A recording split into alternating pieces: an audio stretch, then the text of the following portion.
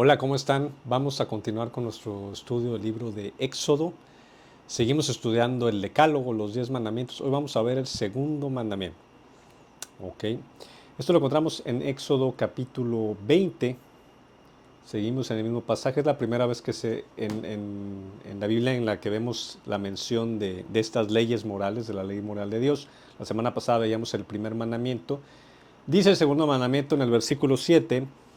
No tomarás el nombre de Jehová tu Dios, de Yahweh tu Dios, en vano, porque no dará por inocente Jehová al que tomare su nombre en vano. No tomar el nombre de Dios en vano. Algunos lo conocen como no jurar en el nombre de Dios en vano. Esto tiene varias implicaciones. Bueno, la más directa de ellas es efectivamente hacer un juramento bajo el nombre de Dios, invocando a Dios como testigo de cuando hacemos algún juramento y haciéndolo en vano, es decir, cuando no tienes ninguna intención de cumplir el juramento, cuando no estás seguro que lo puedas cumplir, o simplemente en una situación en la que no debieras haberlo hecho, ¿no? No tomar el nombre de Dios a la ligera, tiene que ver, al final de cuentas, este mandamiento, que a veces lo hacemos, ¿no? Es decir, imagínate que estamos en una situación en la que hacemos este juramento, decimos, te lo juro en el nombre de Dios, ¿no? Normalmente es para darle más certeza a la otra persona de que estamos dispuestos a cumplir nuestra parte o de que estamos diciendo la verdad, lo que sea. Normalmente es para darle fuerza al tema, a la situación y probablemente lograr convencer a la otra parte, ¿no? Entonces, de alguna manera estamos buscando un beneficio al invocar a Dios como testigo de la situación. Pero tenemos que ser muy conscientes de la gravedad del tema, ¿no? Si tú lo invocas a Él como testigo al decir, te lo juro en el nombre de Dios, Él acude. O sea, ¿a qué me refiero? Él responde al juramento, ¿no? Y en ese sentido lo has llamado, lo has invocado como testigo. Y si tú no tienes la intención de cumplirlo, o estás jurando en falso, pues es una falta enorme de respeto para Dios, ¿no? Es no entender realmente quién es Él y respetarle como tal, como el Rey Santo del universo, ¿no? Y ciertamente que él dice aquí, ¿no? En el versículo 7, él no va a tomar por inocente al que use su nombre en vano. Es decir, él va a reclamar. Si tú lo estás usando mal, de una manera mal su nombre, ¿no? Porque si, por ejemplo, si tú no tienes la intención de cumplir el trato o si estás mintiendo, pues él le va a responder, primera, dos cosas, él le va a responder a la contraparte ante quien estés haciendo el juramento, ¿no? O ante quienes estés haciendo el juramento, porque tú tal vez lo estás usando para tomar alguna ventaja en detrimento de la otra parte, ¿no? Dios va a hacerle justicia a esa parte, pero también ante él mismo por la falta de respeto a su nombre, ¿no? Por tomarlo a la ligera, por llamarlo como testigo para obtener un beneficio y prácticamente burlarte de él, ¿no? Entonces, en esencia es blasfemia, ¿no? El mandamiento del que estamos hablando. Muchas veces, fíjate, estarás de acuerdo conmigo en que tomamos en vano el nombre de Dios casi en automático, ¿no? Te lo juro por Dios que sí lo hice, ¿no? Dios mío, ojalá que Dios, es decir, usamos mucho su nombre y me atrevo a decir que mucho en vano, es decir, quebramos continuamente este mandamiento, ¿no? No le damos el respeto adecuado que debía de tener el nombre de Dios. Y en ese sentido tenemos que ser más conscientes de esto, ¿no? Ser más conscientes de esto porque Dios sí que lo toma en serio, ¿eh? Sí que lo toma en serio y lo estamos viendo aquí expresamente. Otras maneras de cometer blasfemia, de faltarle al respeto a Dios mediante el uso de su nombre, pues es cuando uno se burla de Dios, ¿no? Han visto, ¿no? Hay videos ahí de gente, ¿no? Que se burla de Dios, que hasta representan a Jesús burlándose de él de una manera obscena, grosera. Por supuesto que eso es ofender a Dios, faltarle respeto a Dios, blasfemar en esencia, ¿no? Claro que está incluido dentro de este mandamiento. Pero otra manera, sobre todo los cristianos en las que fíjate, los cristianos en ese sentido sí me atrevo a decir que, no sé si yo, pero sí me atrevo a decir que en general somos más cuidadosos con cómo usamos el nombre de Dios, por lo general, o muchos, ¿no? Muchos cristianos sí lo he visto, que se toman de manera más grave el uso del nombre de Dios para lo que dicen, ¿no?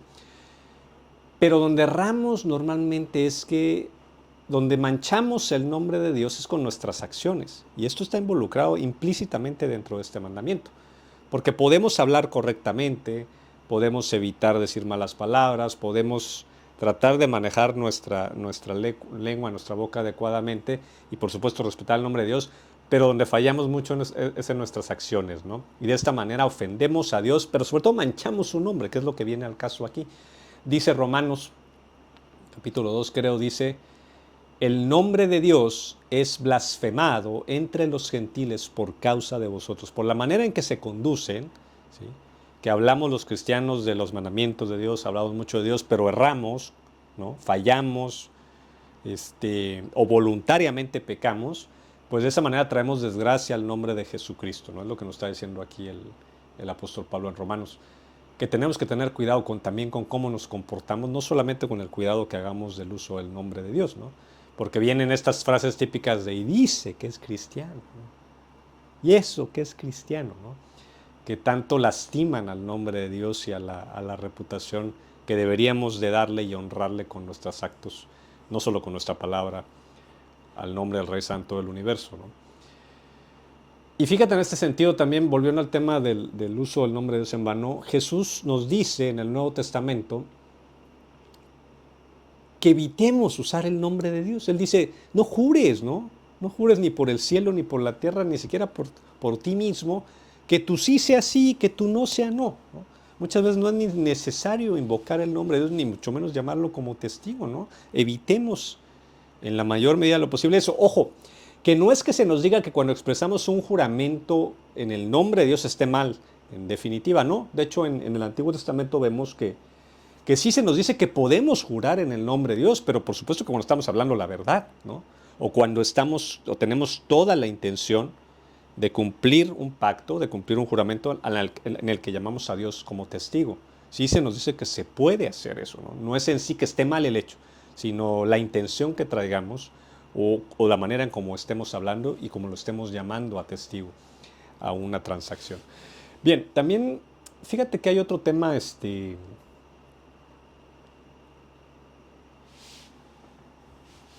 quizá más complejo, quizá más escondido, al que este mandamiento también podría estar haciendo referencia. En la antigüedad, en muchas culturas antiguas, la gente usaba dos nombres. Usaban un nombre, bueno, tenían su nombre real, ¿no? Que no lo revelaban al público. Y en público tenían otro nombre, usaban otro nombre. Esto por temor a algún tipo de hechicería o de brujería o de encantamiento, ¿no? Se sabe que el ocultismo, ¿no? Y estos actos de hechicería, de brujería, de satanismo, bueno, pues normalmente usan el nombre de la persona para lanzar un encantamiento, un hechizo, una maldición sobre la otra persona, ¿no? Entonces, por esta razón ellos no revelaban su nombre al público, a cualquier persona, ¿no? Y aquí puede ser, de hecho quedaría englobado en esto, ¿no? Pudiera ser que como Dios les había revelado su nombre, al inicio de Éxodo hablamos cuando el Dios le revela su nombre a Moisés: Yahweh, yo soy el que soy. Probablemente se haya dado el caso, se estaba dando el caso, que estaban tratando de tomar control de Dios, ¿no? Mediante artes mágicas, tratando si no de lanzar una maldición sobre Dios, pero sí tratando de controlarlo u obligarlo a que hiciera algo, ¿no? A que actuara algo, a que te diera algo, a que te concediera algo. Es muy probable que se hiciera. Y aquí Dios claramente le está diciendo: no puedes usar de esa manera mi nombre. Para empezar, ni me afectas ni me obligas a nada, ¿no? Y no te voy a tomar por inocente cuando hagas eso. Podríamos pensar que esto es pensamiento antiguo, ¿no?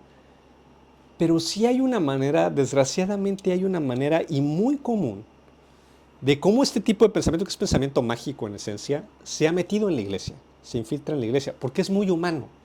Hemos venido hablando consistentemente en que parte de la rebelión humana y de la condición humana caída es querer controlar a Dios.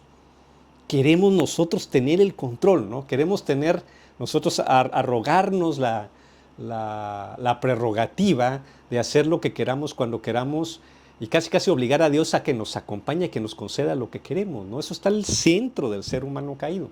Y este tipo de pensamiento mágico de querer controlar a Dios de alguna manera se ha metido en la iglesia, ¿eh? Y en la iglesia cristiana, ¿no? En la iglesia católica es muy evidente. Por ejemplo, esta oración. 2 veces di esta oración en la mañana, ¿no?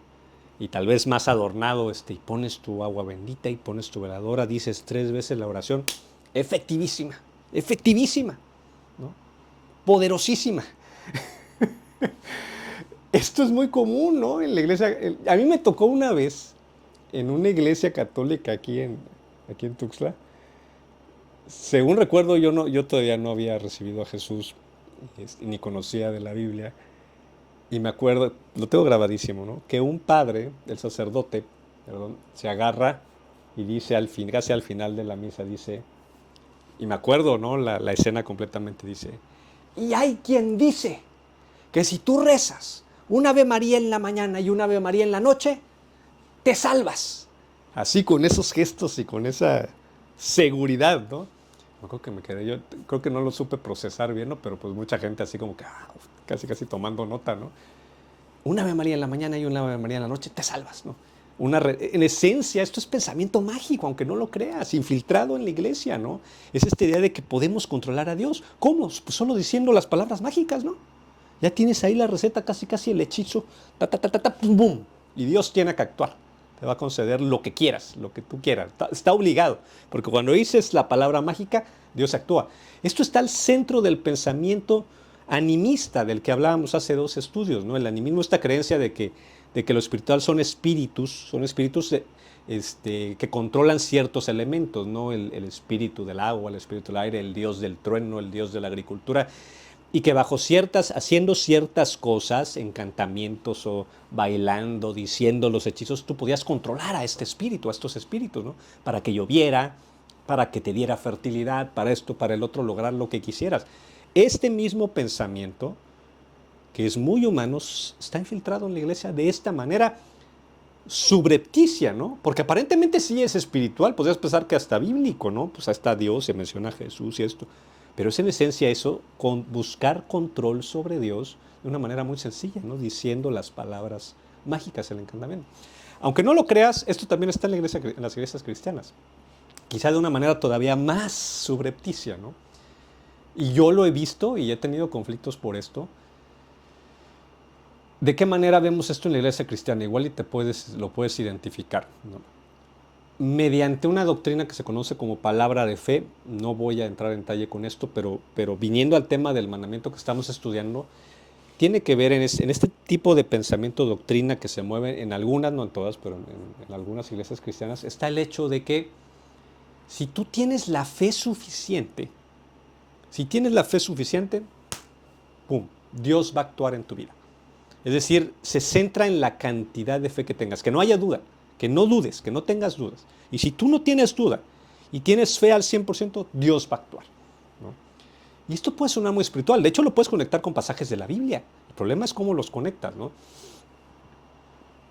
Y es una doctrina que a lo que te lleva a final de cuentas es, si yo no dudo, si mi fe es 100%, Dios tiene que responder. Casi Dios está atado de manos, igual.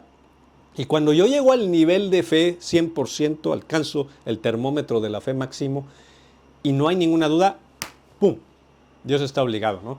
Para empezar, esto pinta a Dios de una manera muy negativa. Es como un Dios que puede bendecir, que puede darte lo que quieres, pero está ahí haciéndote hacer sentadillas. No, tienes que hacer 100 sentadillas. Hasta que llegues a las 100, te doy lo que quieres, ¿no? Y ahí te pongo a prueba.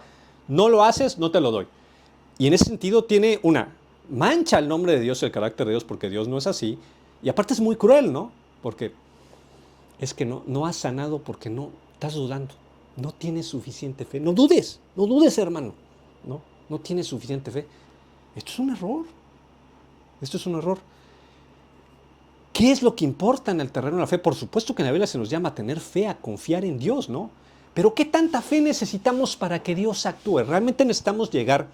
¿Qué dice la Biblia? No lo que yo piense. ¿Qué dice la Biblia? Necesitamos llegar al 100% del termómetro de la fe sin duda absoluta, para que Dios actúe. No es lo que dice la Biblia. No es lo que dice ciertamente Jesús directamente, ¿no? ¿Qué tanta fe necesitas? Según lo que enseña nuestro Señor Jesucristo. Como un grano de mostaza. No es lo que importa.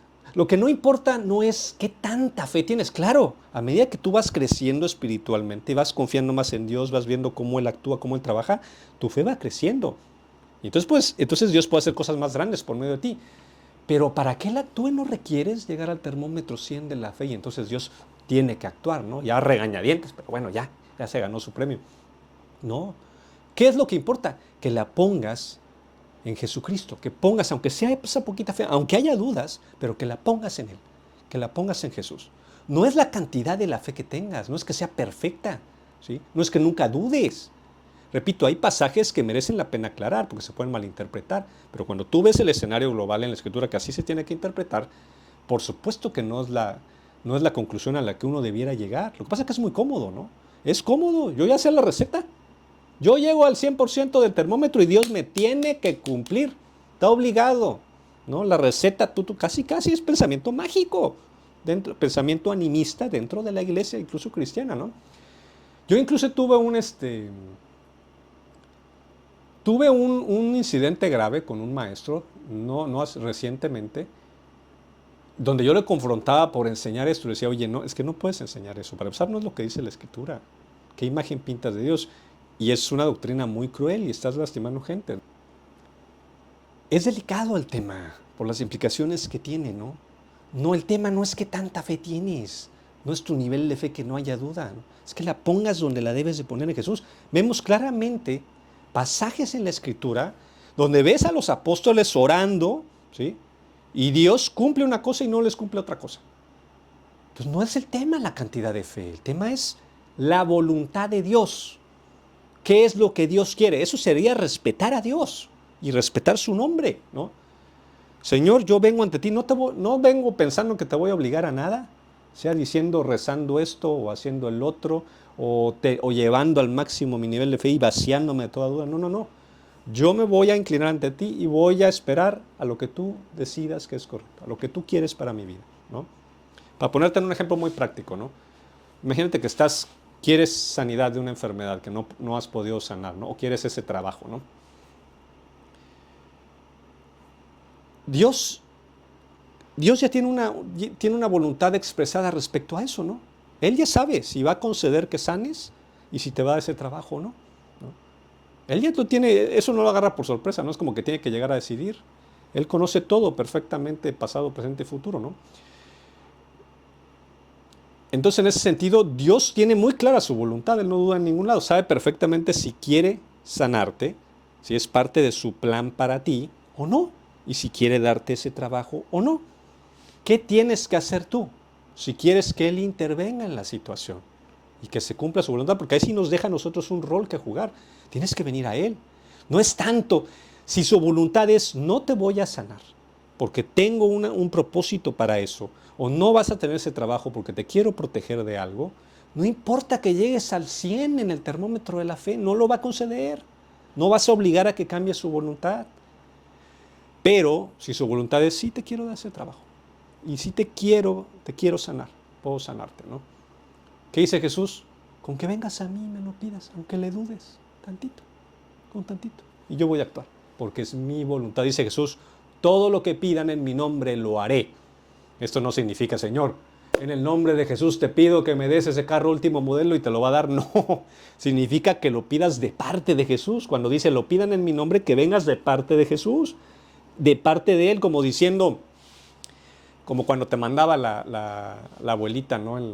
De chiquito. Hijito, vete a la tiendita de la esquina y pídele a la señora, no sé, un refresco, 1 kilo de arroz. Dile que vas de parte mía, ¿no? Que me lo anote. Y allí vas tú, dice mi abuelita. Vas de parte de la abuelita, expresando la voluntad de la abuelita. Lo que está diciendo aquí Jesús es, todo lo que tú pidas, que sea de parte mía, que yo lo indique, que sea mi voluntad, tú nada más lo tienes que pedir. El Padre lo va a hacer. ¿Por qué? Porque lo está pidiendo Jesús, no lo estás pidiendo tú. Entonces tiene que ver con la voluntad de Dios, no con la cantidad de fe que tengas. Repito, tu fe, en la medida que vaya creciendo y la vayas fortaleciendo, Dios va a hacer cosas más grandes por medio de ti. Pero nunca lo vas a obligar a actuar en algo por la cantidad de fe que tengas. Él actúa conforme a su voluntad, y eso es parte de respetar quién es Dios y entender quién es Él, ¿no? Y esta doctrina está errada, ¿no? Y causa terribles problemas. Es una doctrina cruel en ese sentido. Y es más, ya para cerrar, ¿qué es lo más grande, la bendición mayor que pueda darnos Dios por sobre todas las bendiciones o todos los milagros que te puedas imaginar? La salvación. su perdón completo y la salvación y la vida eterna. ¿No sería lo mayor que puede darte? ¿Qué tanta fe necesitas para que Dios te conceda la mayor de todas las bendiciones y el mayor de todos los regalos? Necesitas venir a Él completamente seguro, sin ninguna duda prácticamente, y decirle, Señor, dame tu salvación, ya sé, no tengo ninguna duda, tú me vas a salvar. No, no te exige eso, ¿eh? ¿Sabes cómo yo recibí a Jesús? ¿Y cómo recibí su salvación y su perdón? Ni siquiera estaba seguro a quién le estaba yo hablando. Me acuerdo perfectamente hace 15 años, más o 14 años, que yo estaba y yo le dije, bueno, casi, si estás ahí, si esto es verdad, si tú me quieres regalar esto, si es tu voluntad regalarme esto, yo lo acepto. ¡Pum! Eso fue todo. El siguiente día yo despierto orando y buscando platicar con este Dios, con el Espíritu Santo dentro de mí. Y lo mismo puedes tener tú. ¿Tiene que ser perfecta tu fe? Por supuesto que no. Y yo lo he dicho muchas veces. Aunque no estés seguro, puedes hablar y decir, no sé ni siquiera si existes. No estoy seguro. No estoy seguro ni siquiera que existas. No estoy seguro que ni siquiera me estés escuchando en este momento. Pero si eres real, si estás ahí, si de verdad tú me quieres regalar esto, si me quieres perdonar, si es verdad que te puedo conocer, yo acepto tu regalo. Y eso es todo.